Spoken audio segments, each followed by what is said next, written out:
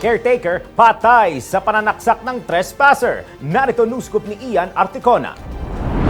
Dead on the spot ang isang matandang lalaki matapos pagsasaksakin ng isang lalaki na labas-pasok sa kanyang binabantayang lupa sa Amadeo, Cavite. Kinilala ang biktima na si Isidoro de Mayakyak, 76 anyos, isang caretaker ng isang malawak na lupain at ang suspect na kinilala sa alias na Ralph. Ayon sa ulat, bigla umunong pumasok ang suspect sa lupang sakop ng binabantayang lugar ng biktima. Sa paulit-ulit na labas-pasok ng suspect nang walang paalam, sinita ito ng biktima na nagresulta sa mainit na pagtatalo. Dahil sa galit, inunduyan ng suspect na sunod-sunod na saksak si de Mayakyak na nagdulot ng agarang pagkamatay nito. Matapos ang karumal-dumal na krimen ay mabilis na tumakas ang suspect dala ang patalim na ginamit sa pananaksak. Sa ngayon, patuloy na tinutugis sa mga otoridad si alias Ralph at tinitingnan ang motibong posibleng ang pagsaway ng biktima sa pagpasok ng suspect sa pribadong lupa, ang ugat ng kanilang alitan. At yan ang news scoop. Ako si Ian Articona, nagbabalita ng tama, naglilingkod ng tama.